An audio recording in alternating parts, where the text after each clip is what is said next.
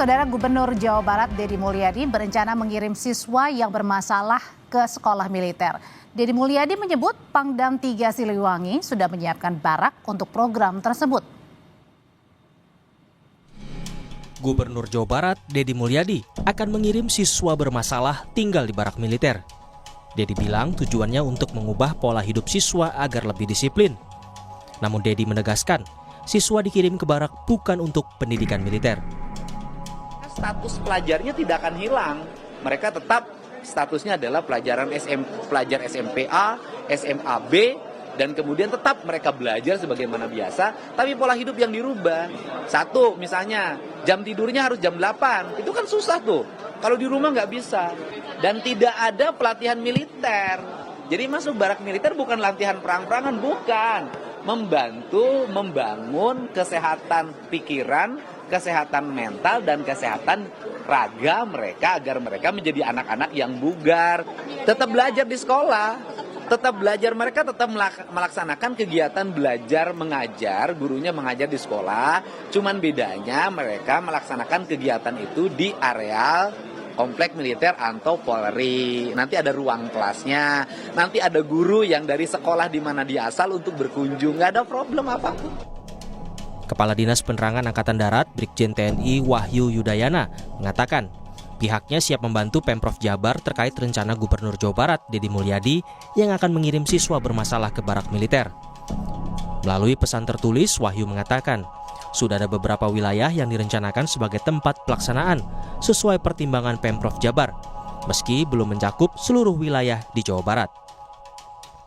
Menurut Komisi Perlindungan Anak Indonesia, selain anak yang diberi pendidikan khusus, keluarga juga harus dibekali agar usai tinggal di barak, anak tidak kembali pada kebiasaan lama. Selama ini kan model rehab itu kan ada 6 bulan ya.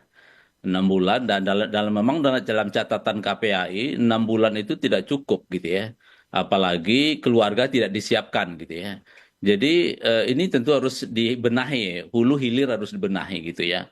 Hulunya bagaimana pasca reintegrasi atau pengembalian pada orang tua, keluarga harus siap juga gitu ya. Harus juga diperhatiin soal pendidikannya juga gitu ya. Jangan sampai anak-anak kita dengan situasi itu hak-hak lainnya terabaikan. Nah, oleh sebab itu saya kira ini harus dilihat lebih utuh ya problemnya, dan termasuk juga tadi keluarga harus disiapkan juga gitu ya. Gubernur Jawa Barat Deddy Mulyadi bilang, siswa bermasalah akan tinggal di barak militer selama 6 bulan hingga 1 tahun. Langkah ini diambil Deddy karena problem seperti tawuran dan geng motor kerap terjadi dan tidak ada solusi. Tim Liputan Kompas TV. Apakah mengirim siswa ke barak militer bisa menjadi solusi untuk mendisiplinkan siswa yang bandel? Kita bahas malam hari ini bersama Lalu Hadrian Irvani, Wakil Ketua Komisi 10 DPR. Malam, Pak Lalu. Selamat malam, Mbak Audrey. Ada juga Ubaid Matraji, Koordinator Nasional Jaringan Nasional Pemantau Pendidikan Indonesia atau JPPI. Malam, Mas Ubaid. Selamat malam, Mbak Audrey. Dan juga akan segera bergabung ada Al-Araf, peneliti imparsial dan Selamat malam, Mas Al-Araf. Ya, kami juga. Selamat malam, Mbak. Selamat malam. Boleh dinyalakan videonya, Mas. Kami juga sebenarnya sudah mengundang Gubernur Jawa Barat dan perwakilan dari Pemprov Jabar, tapi sampai kini belum bisa memenuhi undangan kami. Saya mau pertanyaan pertama langsung kepada Mas Ubaid dulu. Mas Ubaid, setujukah Anda ketika ada wacana menjadikan siswa yang bandel ini untuk masuk wajib militer agar menjadi pribadi yang baik?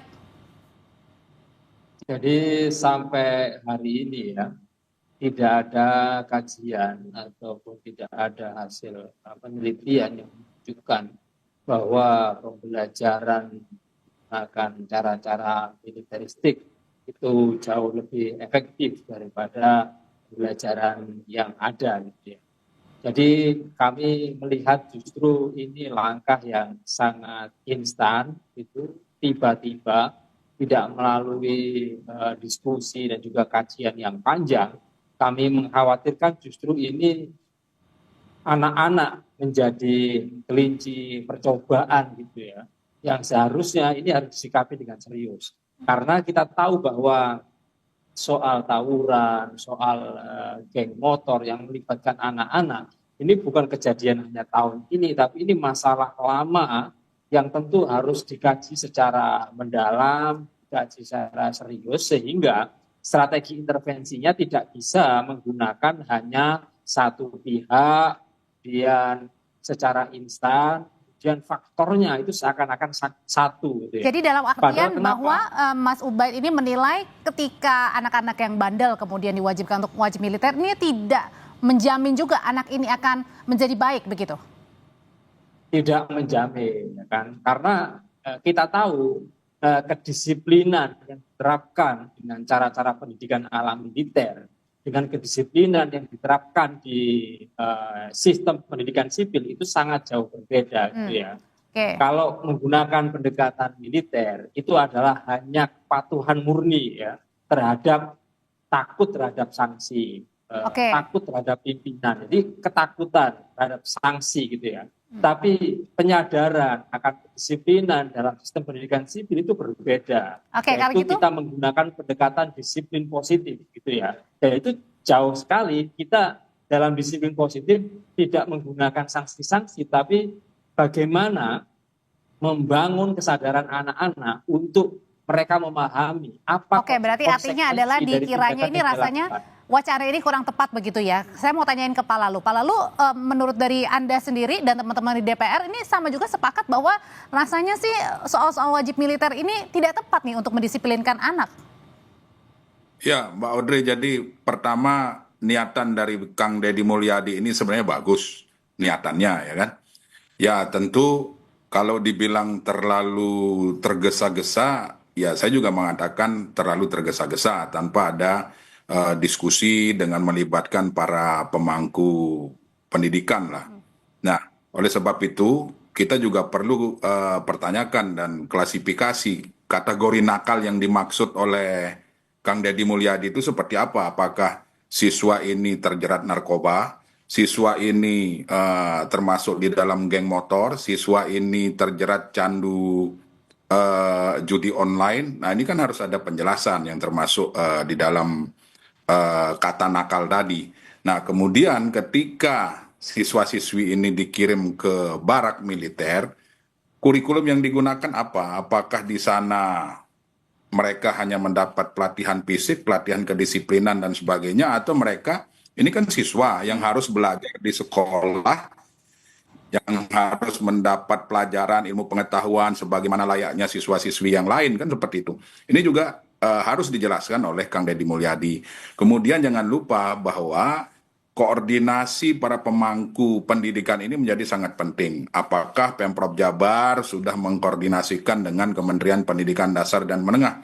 Walaupun misalnya pembinaan SMA itu berada di bawah pemerintah provinsi, dalam hal ini pemerintah Provinsi Jawa Barat. Tapi kan katanya ini sekarang mau mulainya bulan Mei juga nih, berarti kan artinya sudah dekat nih, ini kan sudah akhir April nih Pak Lalu. Ya, tentu kami menyarankan agar semua stakeholder pendidikan ini diajak diskusi seperti orang tua, kemudian guru, sekolah. Apakah sudah sedarurat ini kondisi di Jawa Barat? Apakah guru BK, guru BP yang ada di sekolah-sekolah tidak optimal untuk mendidik siswa-siswi kita yang termasuk dalam kategori tadi gitu. Saya mau nanyain ke Mas Al-Araf. Mas Al-Araf, kalau dari pandangan Anda sendiri sebenarnya urgent banget nggak sih dengan wacana wajib militer, atau sebaiknya tadi apakah dipertanyakan kenapa tidak dikembalikan lagi ke sekolah? Apakah tidak kurang berperan mungkin fungsi dari guru BP? Ya, saya rasa apa yang dilakukan oleh Gubernur Jawa Barat terlalu berlebihan ya. Karena persoalan tentang siswa nakal itu definisinya apa dan bagaimana itu kompleks gitu loh. Buat saya pendidikan itu sebuah proses menjadi yang tidak bisa dilakukan dalam 1, 2, 3 bulan gitu. Karena dia membangun karakter, apa yang dibangun adalah aspek kognitifnya gitu. Membangun ruang aspek kognitif di dalam membangun karakter siswa itu sebuah proses yang panjang, dari dia SD sampai dia SMP sampai dia SMA, sehingga tidak bisa membangun karakter yang baik atau membangun sumber daya manusia yang berkualitas hanya dengan melakukan pendidikan di barak militer gitu, dengan dianggap mereka nakal gitu. Nah, Mas Saya rasa Al-Araf, itu sebuah kekeliruan yang jelas gitu. Karena barak-barak militer itu difungsikan untuk melatih militer dalam kerangka militer menjalankan tugas fungsi militer nah gitu. kalau Sehingga misalnya memasukkan kalau misalnya tadi dibilangnya dengan mendisiplinkan seperti contohnya tadi Kang Deddy bilang mungkin memajukan jam tidurnya jadi lebih baik begitu sehingga anak ini juga sudah terbiasa untuk waktu tidur saja ini tidak larut kemudian bangun pagi itu mungkin yang mau cara Kang Deddy untuk mendisiplinkan anak. Mas Al-Araf? ya se- ya itu sesuatu hal yang sesungguhnya dibangun dalam ruang keluarga pada satu sisi. Yang kedua, karena keluarga menjadi instrumen pertama di dalam membangun karakter tuh ya. Yang kedua adalah dalam sistem pendidikan yang berjenjang gitu. Dan tidak bisa kemudian memaksakan sesuatu hal dengan cara-cara yang militeristik terhadap siswa dengan seolah-olah dengan disiplin bangun pagi dan lain sebagainya persoalan selesai. Tidak gitu loh. Karena ketika mereka terpaksa dalam ruang tersebut, justru yang terjadi adalah resistensi itu. Bukan kesukarelaan tuh, tapi kepaksaan. Ketika keterpaksaan itu terjadi, tentu akan timbul resistensi. Dan itu mungkin dalam jangka pendek bisa, seolah kemudian nanti setelah selesai dari situ mereka disiplin. Oke. Tetapi belum tentu juga, bisa jadi nanti kemudian justru mereka dendam karena dipaksakan untuk melakukan hal-hal yang mereka tidak inginkan. Karena tidak ada kesukarelaan, yang ada pemaksaan gitu. Banyak program-program pelatihan kayak begitu, seperti komponen cadangan dan lain sebagainya, yang kemudian terkesan dipaksakan yang terjadi justru kontradiktif dengan agendanya. Saya khawatir Oke. kemudian mereka justru menjadi kontradiktif dan semakin melakukan perlawanan terhadap hal itu. Dia tidak menjawab. Gitu. Buat saya yang menjawab itu justru bagaimana memastikan ruang sistem pendidikan, membangun ruang aspek kognitif yang baik, dengan membangun ruang-ruang Oke. pendidikan yang jauh lebih baik. Dan Ya. keluarga menjadi tumpuan penting di dalam hal itu, bukan dengan memaksakan cara-cara militeristik di barak militer. Oke, kembali lagi ke Pak Lalu. Pak Lalu, kalau misalnya nanti benar-benar jadi nih di bulan Mei, tadi Kang Deddy juga bilang kan misalnya bukan mengubah ya, atau artinya mengubah pola hidup, tapi kemudian juga dipastikan bahwa anak-anak ini tetap mendapatkan edukasi. Ini apakah sebaiknya seperti apa yang ya kalau dilihatnya? Apakah tetap harus wajib militer, kemudian juga siswanya kemudian nanti pada saat jam sekolah ya jam sekolah, atau gimana ini? Atau juga Pak Lalu sendiri masih bingung nih mekanismenya? Ya, karena tidak ada penjelasan yang detail terkait dengan kebijakan yang akan segera diumumkan oleh Kang Deddy ini, ya tentu kita masih meraba-raba juga kan seperti itu. Tapi di dalam Undang-Undang Nomor 8 Tahun 2022 tentang bela negara, di pasal 6 itu sudah jelas tercantum bahwa pendidikan bela negara itu, materi pendidikan bela negara itu sebenarnya sudah ada mulai berjenjang dari PAUD, kemudian TK, SD, SMP, SMA. Nah, seandainya Kang Deddy menggunakan hal itu sebagai salah satu acuan, ya tentu harus dijelaskan juga kepada masyarakat, harus dijelaskan juga kepada wali murid, harus dijelaskan juga kepada pihak sekolah, dan tentunya harus berkonsultasi dengan Kementerian Pendidikan Dasar dan Menengah. Tadi saya komunikasi dengan Pak Menteri Dikdasmen bahwa belum ada komunikasi antara pemerintah di Jawa Barat dengan Kementerian Pendidikan Dasar. Artinya kalau belum ada komunikasi seharusnya belum bisa dilaksanakan? Tidak juga, karena memang kewenangan operasional SMA itu berada di pemerintah provinsi. Kenapa komunikasi ini menjadi penting? Karena jangan sampai kebijakan ini menabrak kurikulum yang sudah ada. Contoh misalnya sekarang tidak mudah loh membayangkan ketika siswa-siswi yang tergolong nakal itu dimasukkan ke dalam barak, kemudian mereka mau ngapain? Lalu hanya sekedar membuat mereka tidur jam 8, bangun sebelum subuh, ya. Di rumah juga bisa kan seperti itu. Kemudian yang perlu dipikirkan bagaimana mereka belajar yang seharusnya di jam-jam tertentu, misalnya jam 7.30 sampai jam 12.30 seharusnya mereka berada di sekolah. Nah, kalau di barak ini seperti apa? Ini harus dijelaskan kepada publik sehingga hari ini publik tidak bertanya-tanya seperti itu, Mbak. Nah, ke Mas Ubaid, kalau misalnya tadi dikembalikan lagi, kalau kata Pak Lalu bilang ke Pemprov yang berwenang. Nah, ini sebaiknya bagaimana? Apakah harus perlu dikaji ulang oleh Kang Deddy sebelum dimulai programnya? Dan apakah juga ini harus mengklasifikasikan kategori nakal ini usia berapa sampai berapa dan yang mana nih? Iya, jadi kasus ini jelas sangat variatif karena itu tidak bisa solusinya itu disimplifikasi secara sederhana lalu semuanya ditaruh di barak ya. Itu pasti akan menimbulkan masalah, bukan malah solusi. Saya pikir meskipun itu menjadi wewenang pemerintah daerah, tapi ini kan urusannya pemerintah punya program wajib belajar ya 12 tahun. Apalagi sekarang Presiden Prabowo sudah tidak 12 tahun lagi, berencana ditingkatkan menjadi wajib belajar 13 tahun. Nah, ketika pemerintah punya sistem dan kurikulum pendidikan nasional, itu sudah terukur soal kemampuan literasi, numerasi, kemampuan sains, dan seterusnya itu. Nah, ketika tidak jelas anak-anak di barak itu kurikulumnya bagaimana, pengajarannya bagaimana, maka bisa jadi ini potensial terjadi learning loss ya. Jadi anak-anak usia dengan jenjang di mana dia belajar itu kemampuannya berada di bawah rata-rata. Karena yang lain mereka sudah belajar sesuai dengan kemampuan, kemudian capaian-capaian yang ada di kurikulum, tapi mereka justru melaksanakan pendidikan. Artinya bisa jadi lebih lambat begitu ya untuk mengejar kecepatan dari teman-teman lainnya ya. Ya, itu pasti gitu kan. Apalagi ini kebijakan pemerintah daerah, gubernur ini secara tidak langsung telah melakukan mendegradasi peran guru gitu kan. Jadi guru sudah tidak dipercaya lagi. Juga tidak percaya terhadap sistem sekolah. Gitu. Artinya pemerintah lebih percaya terhadap sistem model pendidikan barak militer itu daripada sistem sekolah yang sudah ada gurunya misalnya tersertifikasi, ada kurikulumnya, ada penjamin gurunya. Mereka nggak percaya itu semua dan mereka yakin bahwa kalau mereka tetap sekolah, mereka didampingi guru nggak ada perubahan. Maka saya pikir ini sangat kontraproduktif dan mendegradasi peran sekolah dan guru. Mas Al-Araf, sebenarnya kalau menurut Mas Al-Araf sendiri karakter orang Indonesia, kemudian juga ada wacana wajib militer. Sebenarnya kan wacana wajib militer ini juga ada ya, atau keadaan wajib militer ini juga ada seperti di Korea begitu. Apakah ini bisa sama ketika misalnya benar-benar diterapkan di kita?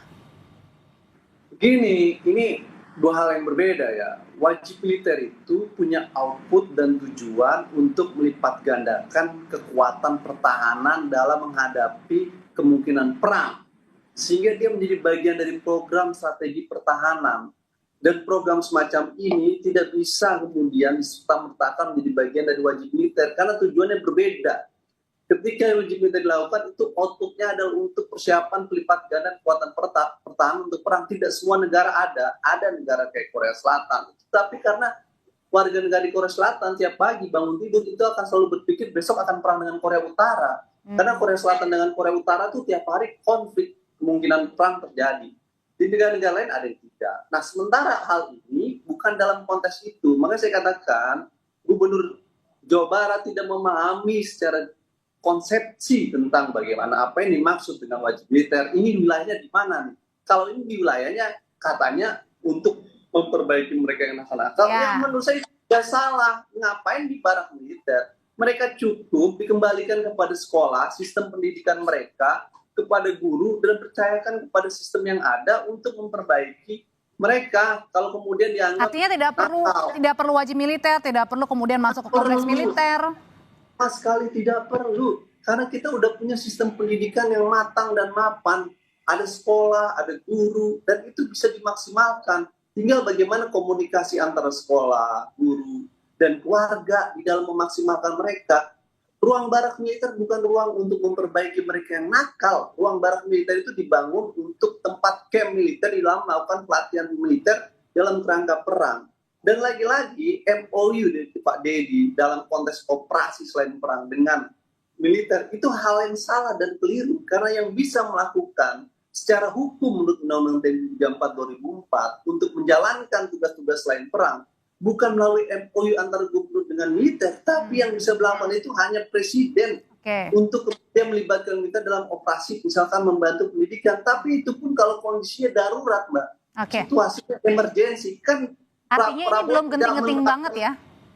Ya, Pak Prabowo sedang tidak menerapkan status darurat pendidikan di Indonesia. Dia kemudian akan menempatkan dalam barak-barak militer. Enggak. Masih dalam situasi normal hari ini. Ini yang saya katakan, demokrasi terancam berbahaya ketika normalisasi militer dalam hidup dan demokrasi dilakukan, salah satu di dunia pendidikan.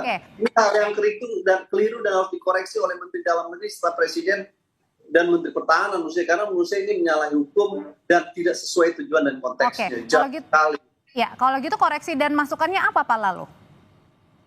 Ya, jadi gini Mbak, jadi kalau kita lihat dinamika hari ini kan memang ada stigma ketika pendidikan ini digeser-geserkan dengan militer. Nah, jangan sampai nanti stigma ini terus berkembang tanpa ada penjelasan dari Kang Deddy Mulyadi.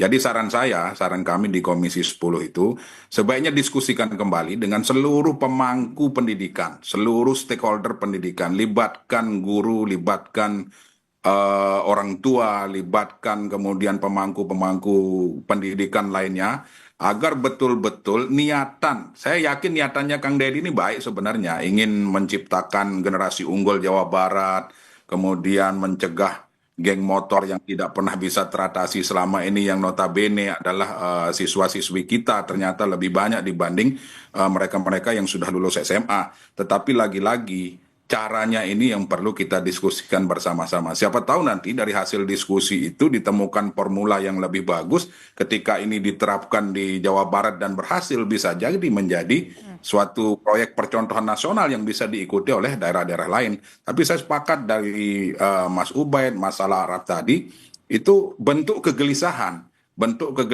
dari kita semua yang hari ini memang belum dijelaskan secara rinci bagaimana mekanisme pembelajarannya, gurunya seperti apa, dan seolah-olah termasuk juga kategori nakal ini, nakal yang bagaimana ya? Iya, harus dijelasin Mbak, nakal ini seperti apa, kan banyak kategorinya. Nakal karena narkoba, tentu treatmentnya berbeda. Nakal karena geng motor, nakal karena judi online, treatmentnya berbeda-beda, tidak mungkin disatukan dalam satu barak militer. Dan pertanyaannya, mau ngapain di barak militer itu? Gitu. Kan ini menjadi pertanyaan besar kita hari ini. Gitu. Jadi saran saya, koordinasi, konsultasikan dengan Kementerian Pendidikan Dasar dan Menengah, bila perlu rembuk bareng seluruh stakeholder pendidikan untuk merumuskan formula yang terbaik. Kalau ternyata lebih bagus tidak di barak militer, ya gunakanlah yang lebih bagus itu dibanding memaksakan diri untuk ke barak militer. Seperti itu, Mbak. Pak Lalu terima kasih, Mas Ubaid terima kasih, dan Mas Alaros terima kasih untuk pandangannya di Sapa Indonesia malam hari ini. Terima kasih, Pak Audrey.